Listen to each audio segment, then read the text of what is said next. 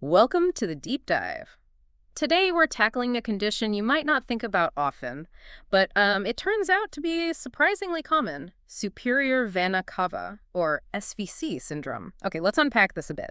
The SVC is, well, it's like the superhighway vein, bringing blood from your upper body back to the heart. Yeah, the main return line. Exactly. And SVC syndrome is basically a traffic jam on that highway, or maybe the connecting roads, causing congestion, in your head and neck. And what's really fascinating here is just how often this actually happens. We're talking around 15,000 people in the U.S. developing SVC syndrome every single year. 15,000. Wow, that's a pretty significant number facing this specific issue. It really is. Absolutely. And what really got us interested in, diving into this topic is the sheer variety of things that can cause this traffic jam. We're not just talking about serious stuff like lung cancer and tumors in the chest, which account for about 60% of cases. Right, the majority. But also, somewhat unexpectedly, really common medical things like IV catheters and even pacemakers. It kind of makes you think about the delicate balance inside us, doesn't it? It really does. And if you connect this to the bigger picture, it underscores a really interesting point about, well, modern medicine. While technologies like central lines and pacemakers offer, tremendous benefit, Oh, absolutely. Life-saving, often. their widespread use just inevitably creates a larger population that's potentially susceptible to these kinds of device-related complications. It's a trade-off we don't always stop to think about. That's a good point. Now, it's not all concerning news. The good thing is that we actually have ways to manage this. Thankfully, yes. There are less invasive endovascular techniques, like opening up the blockage from the inside. Yeah, working within the vein itself. And also more traditional surgical options to basically create detour routes for the blood flow. And this brings up an important evolution, really, in how we approach this. Historically, surgery was often the main solution, particularly for non-cancerous causes, because doctors were aiming for, a really long-term fix. Right. Durability was key. Exactly. But now, the advancements in these endovascular methods have really shifted how we think about that initial treatment. And what's particularly encouraging, from what I've read, is the outcome, especially when the cause isn't cancer. We're often talking about pretty rapid relief from symptoms that can, really impact someone's quality of life. Definitely. And the improvements tend to last. It sounds like a really satisfying area of medicine in that sense. Oh, absolutely. That feeling of relief can be quite dramatic for patients. I mean, imagine that constant pressure and swelling in your head and neck just suddenly easing up. Yeah. It can make a huge difference in their day-to-day comfort. I bet. So for this deep dive, using the medical textbook chapters we've gathered, our mission is really to get a solid handle on the what exactly is going on, the why, what are the various causes, and the how it's diagnosed and treated. Sounds like a plan. Let's start by getting into the why, the etiology, the roots of this condition. Okay. Well, looking back at the history is actually quite illuminating. The very first documented case of a blocked superior vena cava way back in 1757. In 1757, wow. Yeah, it was actually due to an aortic aneurysm, so a bulge in the main artery coming from the heart. And for a long time, these aneurysms were a major cause, second only to tumors, until maybe the mid-20th century. Huh. So it wasn't always primarily cancer. No, not at all. It's like seeing a snapshot of the medical challenges of different eras, That's a really significant shift in the main culprits. And speaking of historical shifts, I read that infections like TB and syphilis, which could cause inflammation in the chest, Mediastinitis, yeah. those are also more frequent causes back in the early 1900s. That's right. Tuberculous and syphilitic mediastinitis. Thankfully, much less common today due to better treatments in public health. Right.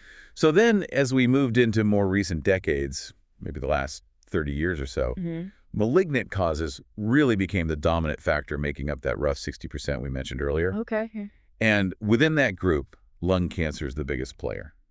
Non-small cell lung cancer accounts for about half of those malignancy cases. Oh, that's huge. And small cell lung cancer may be around 22%. Then you have lymphoma following at about 12%, cancers that have spread to the chest, metastatic cancer at 9%, germ cell tumors around 3%, and thymoma at 2%. So it's quite a diverse lineup of cancers affecting the central chest area. So a real variety of cancers can ultimately lead to this one specific complication. And it's not just these sort of headline cancers, right? There are other less common malignant tumors too. That's correct, yeah. The sources list a few others. Specific types of thyroid cancer that metastasize, teratoma, angiosarcoma, synovial cell carcinoma.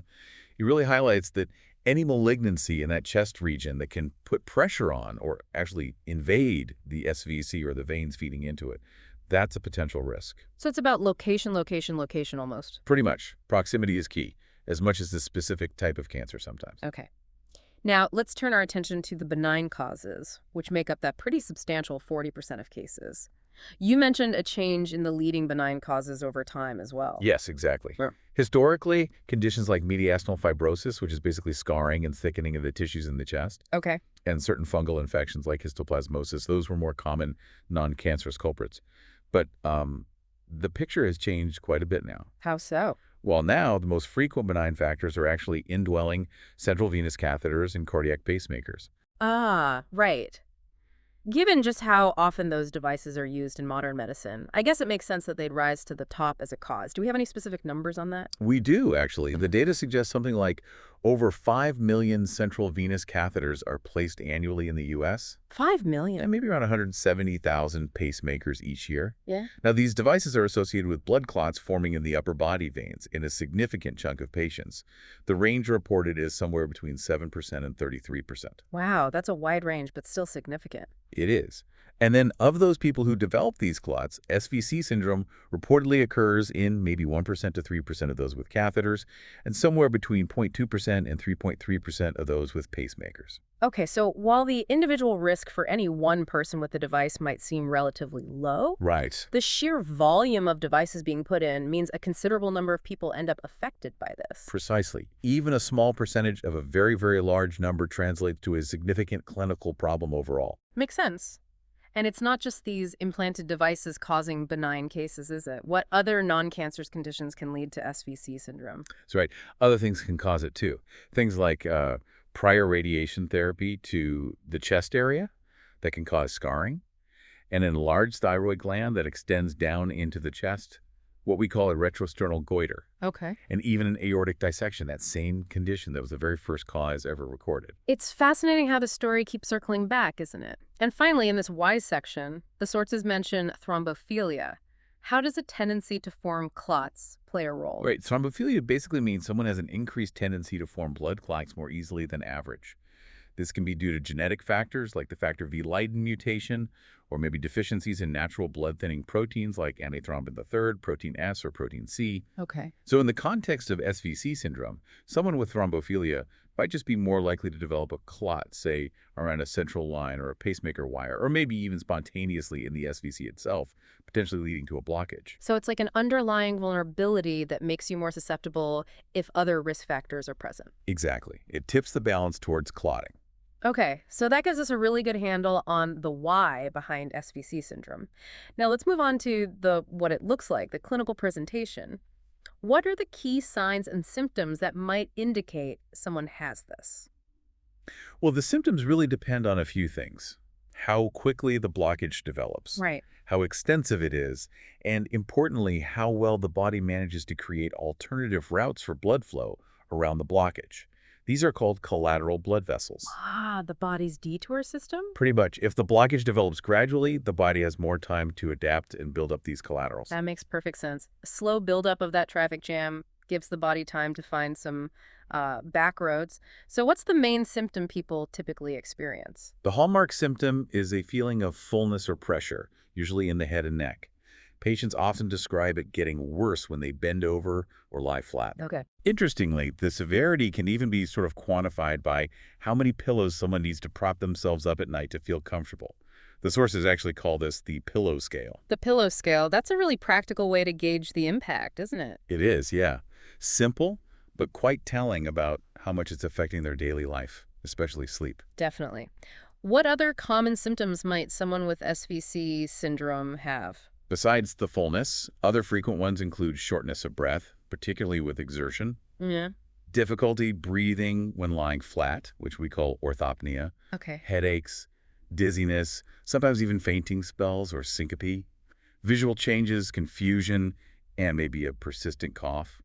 The sources even break down how common these are in benign cases, that feeling of fullness, for example, was reported by a large majority in some studies. Wow, so that head and neck fullness really is the dominant sensation. What about the physical signs a doctor might actually see during an exam? The key physical signs are visibly swollen or dilated neck veins, Right, you can actually see them bulging. Exactly. And swelling of the face, neck, and eyelids Hmm. is very common. You might also see prominent veins on the chest wall. Those are the collaterals trying to reroute blood back to the heart. Okay. In some instances, you might see bruising-like discoloration, called ecchymosis, and maybe a bluish tint to the skin, cyanosis, particularly of the face. And while the main symptoms are up top, it's also possible to get swelling in the arms. There's actually a picture in the text that clearly shows the dilated neck veins and facial swelling. It can be quite striking. It sounds like in some cases the physical signs would be quite noticeable, almost unmistakable. Now, are there specific symptoms that might act as a kind of red flag suggesting a malignant cause is more likely? Yes, definitely. There are certain symptoms that can make doctors more suspicious of an underlying malignancy. Mm. Things like coughing up blood hemoptysis, Okay. hoarseness, Yeah. difficulty swallowing dysphagia, unexplained weight loss, feeling unusually tired or weak lethargy, Mm. and maybe finding a lump that could be felt in the neck, like a swollen lymph node or tumor. Mm. And patients with lymphoma specifically might also report fever and night sweats. These accompanying symptoms can provide really important clues about the underlying cause. So these additional symptoms can really help steer the diagnosis towards either a benign or a more serious underlying condition. Got it. One final point here, patients with end-stage kidney disease. How can SVC occlusions sometimes pop up when they start dialysis? That's a really interesting and important point clinically. Mhm. So in patients with severe kidney failure, an SVC occlusion that maybe wasn't causing obvious symptoms before, It was sort of silent? exactly, maybe compensated, it can suddenly become unmasked when an arteriovenous fistula, or AVF, is created in their arm for hemodialysis access. Okay, the AVF is that connection they make for dialysis. Right, it creates a high flow connection between an artery and a vein. This sudden increase in blood flow trying to get back through the arm veins can just overload the already partially blocked venous system in the chest. I see. And that can lead to a very rapid onset of arm swelling and neck vein engorgement on that side. It's a stark illustration of how interconnected our vascular system really is. Wow, yeah. That really highlights how a change in one part of the system can have major effects elsewhere. And so we've covered what SVC syndrome is and what it looks like. Now, how do doctors actually figure out what's going on? Let's talk diagnostics, how it's found. Right. So, as with most things in medicine, the process usually starts with a really detailed medical history and a thorough physical exam, where the doctor is looking for those classic signs and symptoms we just talked about. Makes sense. But to definitively confirm the diagnosis and really get a clear picture of the blockage itself and how the blood is trying to get around it, the collateral flow, various imaging and diagnostic tools come into play. Okay. The sources mention quite a range, from basic x-rays up to more complex scans. Let's start with plain radiographs, standard chest x-rays. What can those tell us? Chest x-rays are, readily available, and often they are abnormal in patients with SVC obstruction. You might see things like a widening of the mediastinum, that space between the lungs. Okay. Maybe a mass near where the vessels enter the lung, the right hilum. Fluid around the lung called pleural effusion. Sometimes hazy areas in both lungs, or even a collapsed upper lobe. So quite a few potential signs. Yes, but it's really crucial to remember that a normal chest x-ray doesn't rule out SVC obstruction. Ah, okay. Good point. Occasionally, you might see indirect signs, like maybe an enlarged azygos vein. That's one of those collateral pathways trying to bypass the blockage. But interestingly, the sources suggest that in maybe over 90% of cases, a preliminary diagnosis can actually be made just based on the clinical picture and a plain chest x-ray alone. 90%. That's surprisingly high for such a basic test. It is, yeah. It speaks to how characteristic the presentation can be sometimes. Okay. What about ultrasonography or ultrasound? How does that fit in? Duplex ultrasound, or DUS, is a useful non-invasive screening tool. Yeah. Now, standard ultrasound from outside the chest can't really see the SVC itself very well because it's deep inside. Right, to the deep. But we can get indirect evidence by looking at the subclavian and internal jugular veins, which are more accessible in the neck and upper chest. In SVC obstruction, the normal variation in blood flow in these veins that happens when you breathe, that's often diminished or just absent. So the flow pattern changes. Exactly. You might see a continuous non-pulsatile flow. Ultrasound can also sometimes pick up those collateral vessels in the chest wall or near the surface. So it's more about looking at the effects on nearby accessible veins. Gotcha. Next up is radionuclide imaging. That sounds a bit more specialized. What's involved there? Yeah, radionuclide venography involves injecting a small amount of a radioactive tracer, usually technetium-99 meter per technetate, into veins in both arms at the same time. Then a special camera, tracks how that tracer moves through the veins. If there's an SVC obstruction, the scan can show where the blockage is, visualize the alternative routes the blood is taking the collaterals, Right. and it can even give some functional information like how quickly the tracer moves through different segments. It can also be useful for tracking how well treatment is working over time. But are there downsides? Yeah, the main ones are that the anatomical detail, the resolution, isn't as good as other methods, and it doesn't usually tell you why the obstruction is there, the underlying cause. Okay, so more about flow than detailed anatomy. Now, computed tomographic angiography, CTA, seems like its position is a really key tool here. Why is that? CTA has really become the sort of go-to first-line imaging method for SVC syndrome these days. The workhorse. Pretty much.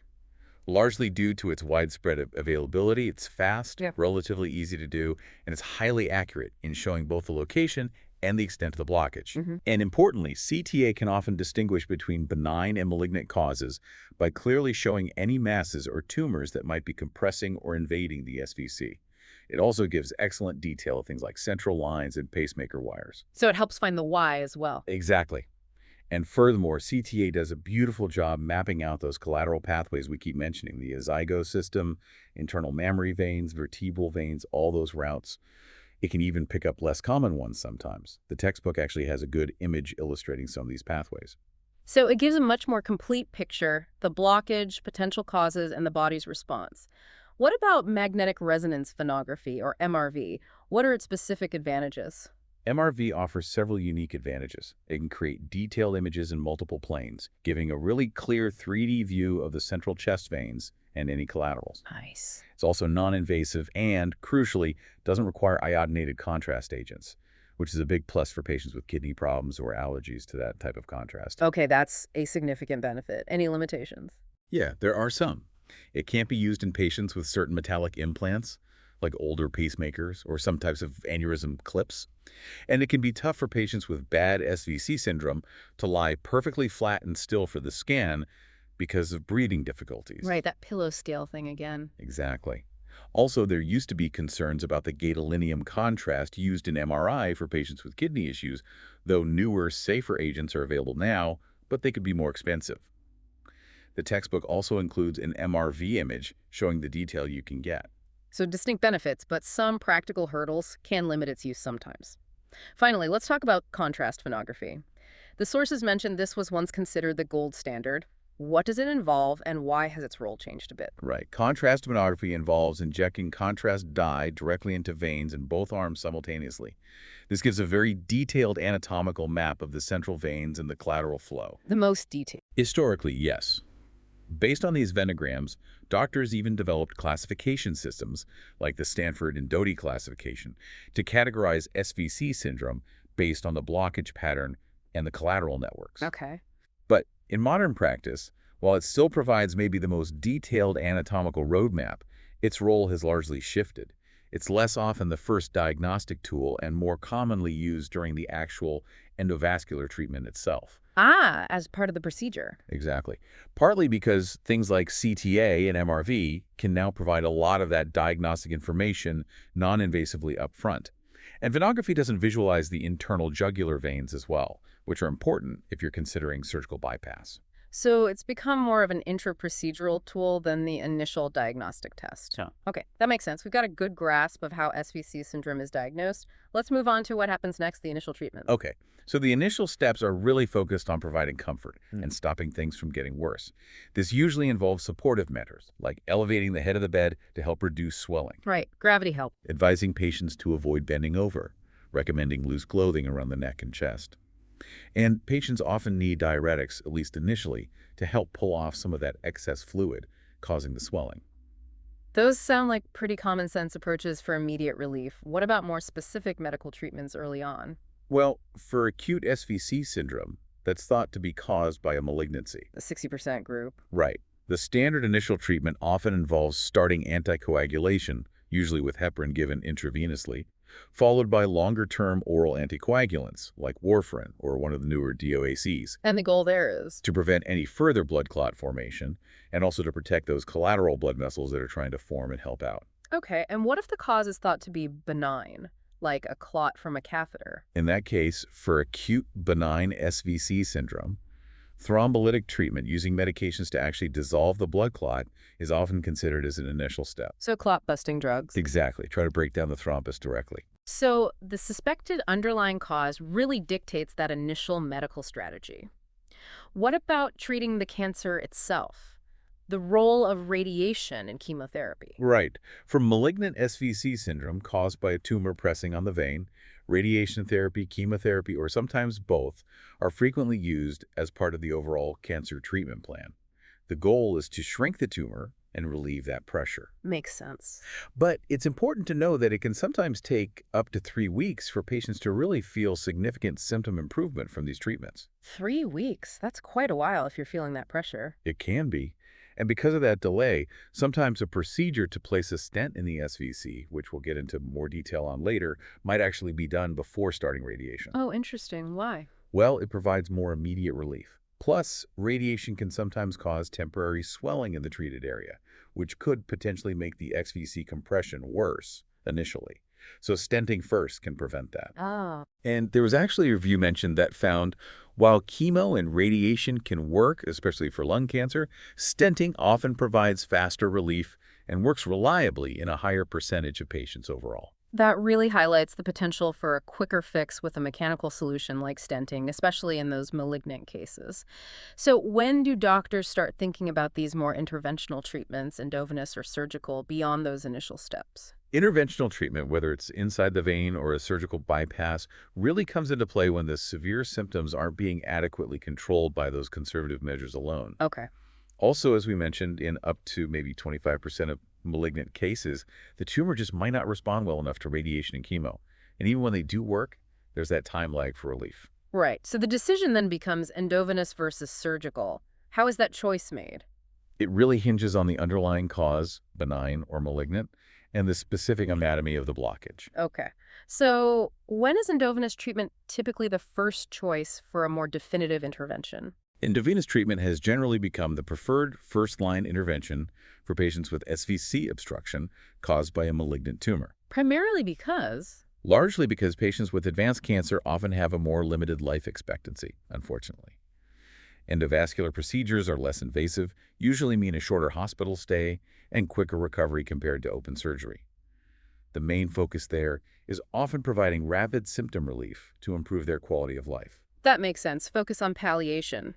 And in what scenarios is surgical reconstruction considered the better or necessary option? Surgery is generally reserved for cases where the underlying tumor is considered resectable, meaning it can be surgically removed and the patient has a reasonable life expectancy, say more than a year. Okay. This might include certain types of lymphoma, thymoma, or maybe even specific metastatic thyroid cancers where a more definitive, potentially longer-lasting solution is the goal. And if endo isn't possible for some reason? Right. If endovenous treatment isn't technically feasible and major surgery isn't ruled out for other reasons, there's also an option for what's called an extra anatomic bypass.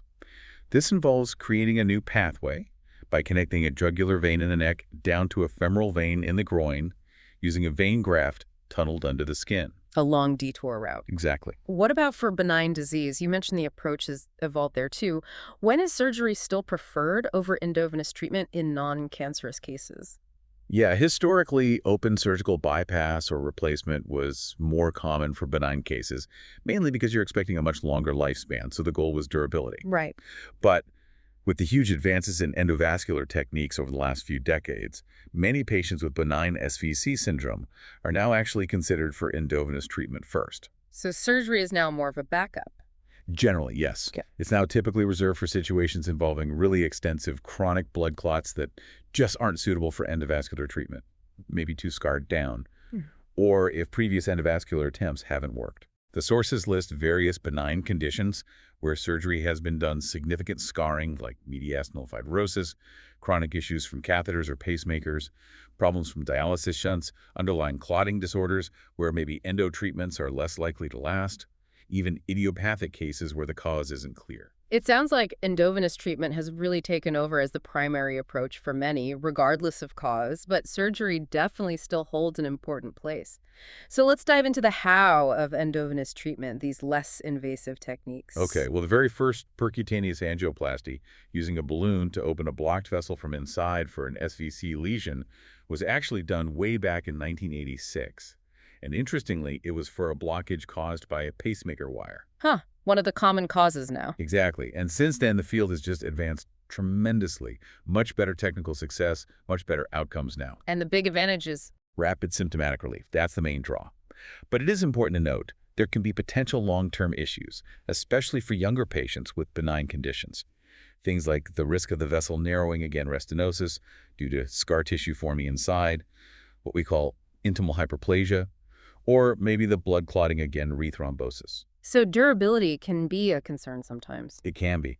But despite those potential challenges, the less invasive nature and quicker recovery have really led many clinicians to favor endovenous procedures as the initial strategy for both benign and malignant cases now. Okay, what are the main tools and techniques used in these endovenous treatments? The primary techniques are percutaneous transluminal balloon angioplasty, or PTA, that's using the balloon to stretch the narrowed area open. Right. Stenting, where a small mesh tube is placed inside to scaffold the vessel open. Okay, the scaffolding. And thrombolysis, which is using those clot-busting drugs delivered directly to the clot. And these techniques can be used alone, or, quite often, in combination to get the best result.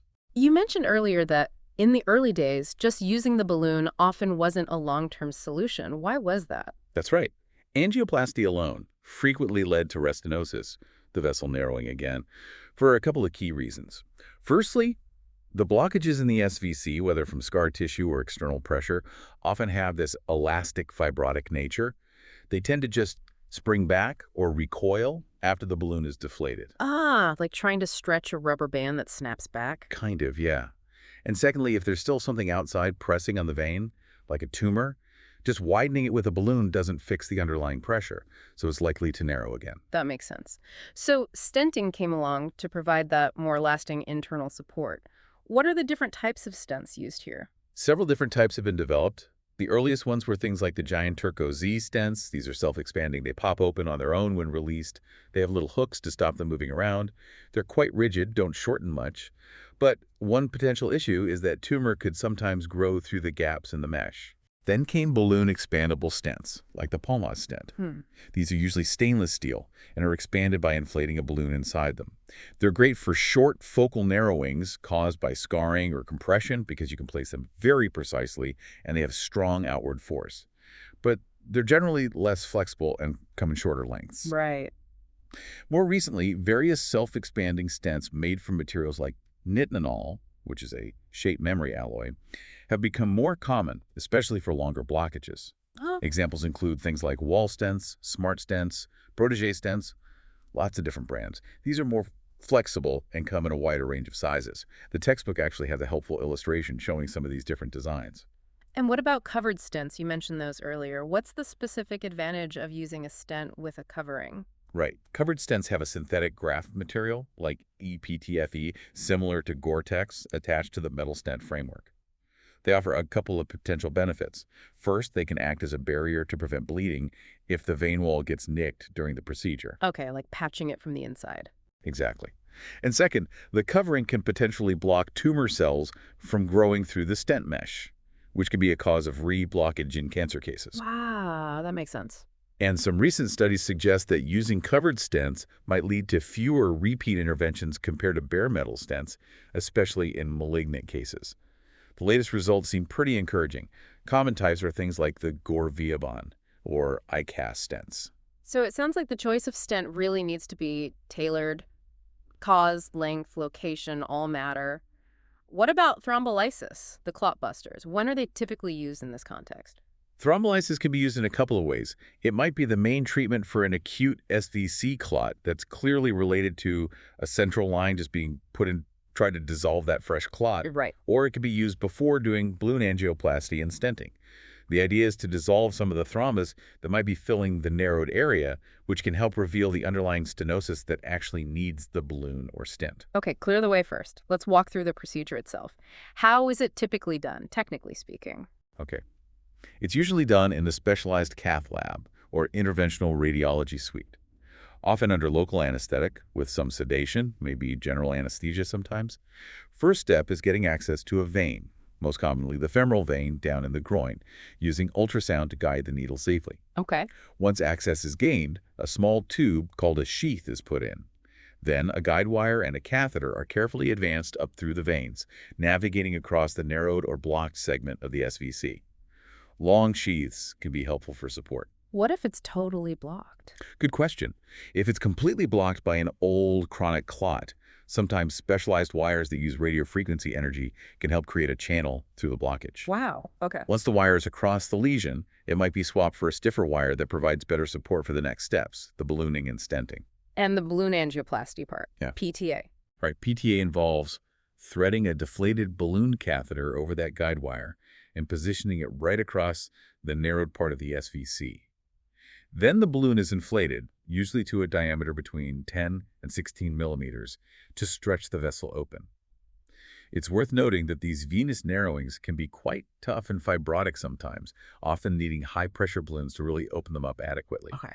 And then comes the stent placement. How is the right stent chosen and put in place? Well, the selection, as we said, depends on the cause, the length, the location, how curvy the vein is.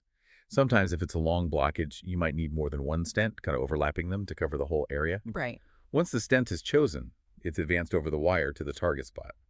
If it's self-expanding, you pull back the delivery system and it springs open. If it's balloon expandable, you inflate a balloon inside it to deploy it. And it's very common to do a final balloon dilation after the stent is placed, even with self-expanding ones, just to make sure it's fully opened up against the vein wall and there are no tight spots left. And what if the blockage is right where the two main veins from the arms join? Ah, the brachiocephalic confluence. Yeah, if the blockage involves that junction, a technique called kissing stents might be used, where stents are placed in both veins simultaneously, meeting in the middle, or sometimes parallel stents are placed to make sure both sides stay open. Okay. What about potential complications during stenting? You mentioned perforations earlier. How are those handled? Yeah, perforation, accidentally making a hole in the vein wall, is a potential risk. If it's minor, maybe just a small leak without major bleeding, it can often be managed by just inflating a balloon at that spot for a few minutes to sort of seal it off, tamponate it. Okay. But if it's a bigger perforation, especially if the patient's blood pressure drops, then placing a covered stent across the hole is usually needed to seal the leak properly. And the really serious one? In rare but very serious cases, the SVC itself can rupture. This can lead to blood filling the sac around the heart pericardial tamponade, which crushes the heart and stops it pumping. That's a true emergency needing rapid diagnosis and immediate drainage of that fluid from around the heart, pericardiocentesis. Wow. Sounds critical. And blood thinners during the procedure itself? Yes, systemic anticoagulation, usually with IV heparin, is given before starting the intervention to help prevent clots forming on the wires and catheters while they're working in there. Okay. And if thrombolysis is used before piété stenting, how is that delivered? Typically, a speckled catheter with multiple side holes is positioned right within the clot. Then the thrombolytic drug, like TPA, is infused directly into the thrombus through that catheter over several hours, usually. Directly targeting the clot. Exactly. While there are devices that try to mechanically break up or suck out the clot, along with the drug's pharmacomechanical thrombectomy, they're generally used cautiously in the chest due to the risk of causing heart rhythm problems. And it's also worth remembering, if the SVC is chronically blocked with lots of collaterals already formed, lysis often doesn't work very well on that old, organized clot. Got it. And what's the typical plan after the endovenous procedure? How are patients managed? After SVC stenting, patients are usually put on oral anticoagulation warfarin, or a DOAC and/or antiplatelet therapy like aspirin or clopidogrel, typically for at least 6 months. At least 6 months. Yeah, but the exact duration is really individualized based on the underlying cause. Patients with malignancy or catheter-related clots usually need longer-term anticoagulation. Those with mediastinal fibrosis might only need antiplatelet therapy. It's a bit variable, and there are reports of clots recurring after stopping anticoagulation, but also reports of excellent results without it long-term. So it needs careful consideration for each patient. That's a really thorough look at the endovenous options. Now let's switch gears to the more invasive surgical treatments, the how of that approach. Okay, so Surgically replacing or bypassing the SVC is challenging because, well, we usually don't have the patient's own veins readily available that are big enough in diameter and long enough to just swap in for the SVC. Right, no perfect spare parts lying around. Exactly. So surgeons have had to get creative. How so? What different types of grafts are used? Several options. The great saphenous vein, that long vein in the leg, is often used, but it's usually not wide enough on its own. Too narrow. Right. So one clever technique is that extra anatomic jugular femoral bypass we mentioned. You take the saphenous veins from both legs, sew them together end to end to make a really long tube, Okay. and then tunnel that composite vein graft under the skin all the way from a jugular vein in the neck down to the femoral vein in the groin. Creates a whole new pathway outside the chest. Wow, that's quite a rerouting. It is. And sometimes, to give it extra support, they even put this vein graft inside a larger synthetic tube, like EPTFE. The textbook shows a figure of this. Okay. What about using other veins from the patient's body that might be a better size match? The femoral vein from the thigh, or the longer femoropopliteal segment, can be a very good match in terms of size and length. It has been used successfully as a direct replacement graft. But are there downsides to taking that deep leg vein? There are potential risks, yes. Things like DVT in the leg afterwards, persistent leg swelling or discomfort, rarely more serious things like compartment syndrome or chronic venous insufficiency down the line. Although these leg issues seem less common after using it for SVC reconstruction compared to using it for leg artery bypasses. But still, especially for younger patients with benign disease who need it to last decades, we often prefer using the spiral saphenous vein graft if we can. The spiral saphenous vein graft, SSVG, that sounds very specific. How is that made? It's a really ingenious technique. You take the patient's saphenous vein, carefully open it up longitudinally along its whole length. Slice it open. Right. Then you cut out the little valves inside. Then you take that flattened strip of vein and wrap it spirally around a sterile chest tube that's the exact diameter you want the final graft to be. Like wrapping a bandage. Sort of, yeah. Yeah. And then you meticulously sew the overlapping edges together. This lets you create a custom diameter graft from the patient's own vein tissue, which is great because it's less likely to clot. That's clever. Any limitations? The main limitation is length. You're limited by how much saphenous vein you can harvest. There's actually a formula surgeons use to figure out how much vein they need to get a certain length and diameter. Roughly, harvesting from groin to knee gives you maybe a 10-centimeter long spiral graft. There's a good illustration of this in the textbook, too. Fascinating technique. What about using prosthetic grafts, synthetic materials? When are those the best bet? Expanded polytetrafluoroethylene, EPTFE. Basically, a type of Teflon is the main prosthetic material used for large vein reconstruction in the chest. These usually need some kind of external rings or support to stop them kinking or collapsing. Okay. And how well do they work? Short, large-diameter EPTFE grafts actually have shown excellent long-term patency, especially when connected to the high-flow innominate vein. If you have to connect it to the lower-flow subclavian vein, though, you often need to create that AV fistula in the arm to boost flow through the graft and keep it open. Right, need enough flow to prevent clotting. Exactly. And EPTFE can be a good option in cancer cases, too, because it's stiff and might resist compression from the tumor better than a vein graft. Are there any other graft materials used, even if less common? Yes, occasionally other things are used. Fresh veins from deceased donors, ileofull allografts, cryopreserved femoral veins, frozen donor veins, aortic arch grafts, and even grafts made from the patient's own pericardium, heart sac, or bovine pericardium. But the saphenous, femoral, and EPTFE are the mainstays. Okay, let's talk about the surgery itself. What's the typical approach? It's usually done under general anesthesia through a median sternotomy, that incision down the middle of the breastbone to open the chest. Okay, standard heart surgery approach. Right. Sometimes the incision needs to extend up into the neck if the jugular vein is needed for the connection. If there's a tumor causing the blockage, they might biopsy it or even remove it before starting the vein reconstruction. Makes sense. Then the pericardium is opened to get access to the heart, specifically the right atrial appendage. That's the most common place to sew the downstream end of the graft. Okay, connecting it directly to the heart chamber. To that little pouch off the atrium, yeah. The patient gets heparin, and a special clamp, a Satinsky clamp, is used to temporarily block off part of the appendage. An opening is made, and the graft is sewn on, usually end to side, with fine suture. Meticulous work. Very. Before letting blood flow, the graft is filled with saline, and they carefully remove all the air to prevent air embolism. Then the other end of the graft is connected up to the inflow vein, internal jugular, or innominate, either end-to-side or end-to-end. Again, careful flushing before establishing flow. Sometimes the upper connection is done first for better positioning. And finally, closing the sternum carefully with wires, making absolutely sure not to compress the new graft. Do they usually use one graft or a Y-shaped one? Usually just a single straight graft is preferred. The natural collaterals in the head and neck are typically good enough to drain both sides into the one graft. Okay. And what about blood thinners after surgery? Post-op anticoagulation is usually started about 24 hours after surgery, starting with heparin, then transitioning to oral meds like warfarin. The duration depends on the graft type and the patient. How so? For autologous grafts like the spiral saphenous or femoral vein, if there are no underlying clotting issues, maybe just 3 months of anticoagulation is enough. But for prosthetic EPTFE grafts, or the patient has a known clotting disorder, lifelong anticoagulation is usually recommended. Okay, makes sense. We've covered the how for both endo and surgical approaches in detail. Now, let's look at the results. What outcomes can patients expect? Let's start with endovenous treatment specifically for malignancy. Okay, well, the early reports back in the 80s, when stenting first started for malignant SVC obstruction, consistently showed prompt and significant symptom relief.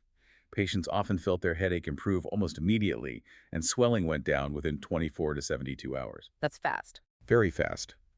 And while, unfortunately, the patients often didn't survive long due to the cancer, the stents generally stayed open and provided good palliation during that time. There were some modifications to early stents to prevent migration. A larger study by Nicholson and colleagues looked at 75 patients and found symptom relief in all of them within 48 hours, with 90% staying symptom-free until death. They concluded stenting was actually more effective than palliative radiation. Oh, more effective than radiation. In providing that rapid, reliable relief, yes. Other studies, like one by Garcia-Monaco, showed dramatic improvement in over 90%. Gregory and colleagues found stenting led to more complete symptom resolution and lower relapse rates compared to radiotherapy alone in lung cancer. And more recent studies using the newer, larger nitinol stents have reported really high technical success and good patency rates. So the technology keeps improving outcomes. It seems so. Based on all this evidence, endovenous treatment is now really the established first-line approach for malignant SVC syndrome.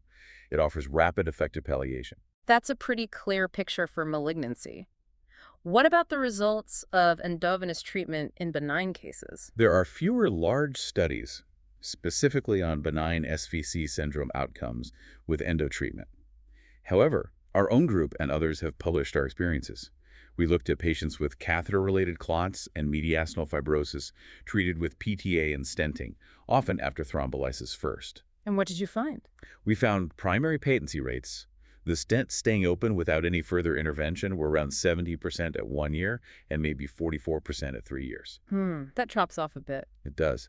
However, the assisted primary and secondary patency rates, which means the stent is kept open with additional procedures if needed. Right, counting successful re-interventions. Exactly. Those rates were actually quite high, around 96% at 3 years in our series, which is pretty comparable to surgical results, actually. But with a catch. But the catch is that the endovascularly treated patients tend to need more repeat interventions over time to maintain that patency. Other studies show similar things. Excellent initial success, but maybe 10% needing secondary procedures within a year or two. Yeah. There's also data supporting lysis than PT stenting, although one Cochrane review suggested adding lysis might not improve patency and could increase complications, so there's still some debate there. So effective for benign cases, but that need for repeat procedures is a key factor. What about specific complications, restenosis risk, and overall long-term outcomes with the endovenous approach? Yeah, most reports emphasize that you need a customized approach, maybe lysis, angioplasty, stenting, sometimes combined to get high initial success and good secondary patency. A study by Barshes found high technical success and relief, but primary patency at 1 year really varied depending on whether it was benign or malignant. And we still don't know which stent is definitively best. Exactly. There's a real lack of large head-to-head randomized trials comparing different stent types or treatment algorithms.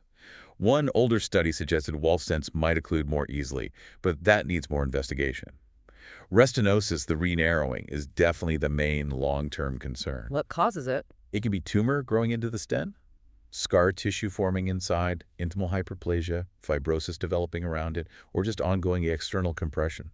And when it happens, symptoms usually come back, meaning more procedures, especially in benign cases where people live longer. And other complications besides restenosis? You can have issues at the access site in the groin, bleeding related to the clot busters or anticoagulants. The stent could potentially migrate. And then there's that rare but serious cardiac tamponade risk we discussed. Yeah. Our group actually experienced that during a repeat angioplasty procedure. Wow. So that's why there's interest in covered stents. Exactly. Due to the restenosis concerns, one study by Guan suggested better patency with covered stents in malignant cases. Our group looked at using them selectively in benign cases and saw a trend towards fewer reinterventions at 1 year, but it wasn't statistically significant in our smaller study.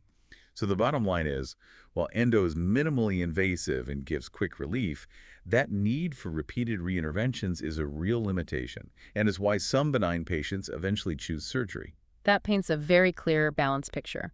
Now let's turn to the results with surgical treatment. What are the typical outcomes there? Open surgical treatment has historically shown really excellent long-term results. But again, it's usually now considered after endo fails or isn't an option. The outcomes depend on the cause, the type of graft used, how long the bypass needs to be. And those specific grafts? There's extensive experience with the spiral saphenous vein graft, SSVG, and femoral vein grafts. Doty, who pioneered the SSVG, reported impressive long-term results, high patency, sustained clinical improvement over many years. That sounds very durable. It can be. Our group's experience with SSVG also showed high secondary patency at 5 years and good results for our overall surgical group. Even though we do fewer open surgeries now because endo is first line, our recent surgical cases still have excellent outcomes. What about femoral vein grafts? Their use is increasing, and studies show good patency rates.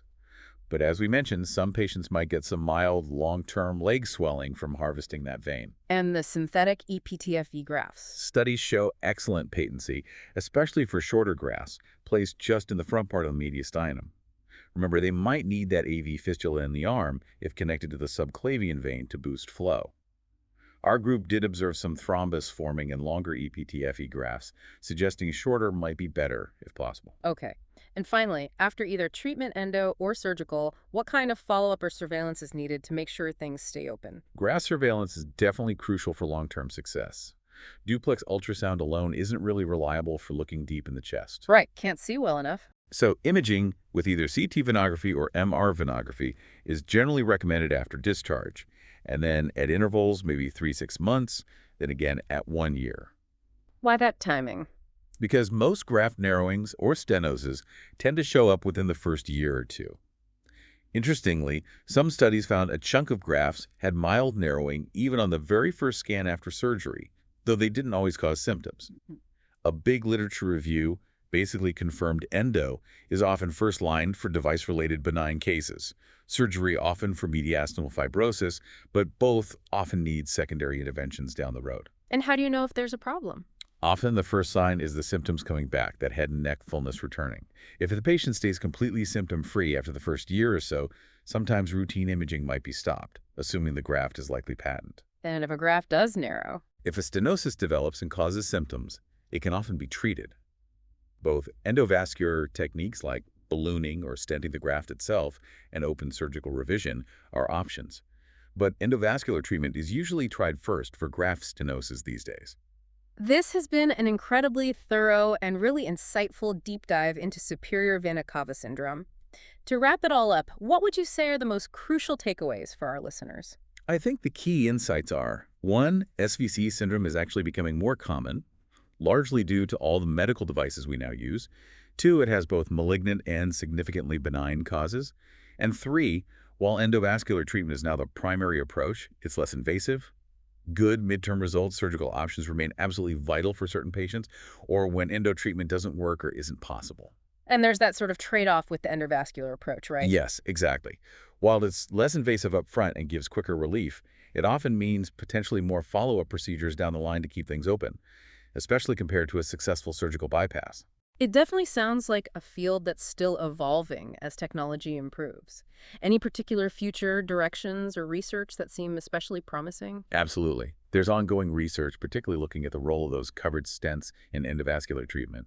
The hope is that they might offer better long-term patency and maybe reduce the need for those repeat interventions, which is a big deal, especially for younger patients with benign disease. So as our medical toolkit keeps expanding, it seems the way we manage SVC syndrome will also keep getting better. Exactly. I mean, given the significant advancements in both endovascular and surgical techniques, the management of SVC syndrome is a really dynamic field. It's constantly evolving, always aiming for better, more durable relief for people affected by this pretty complex condition. It really makes you appreciate the intricacy of our vascular system and the challenges involved when blockages occur. A fascinating and intricate area indeed. Thank you so much for taking this deep dive with us today and shedding so much light on superior vena cava syndrome. My pleasure.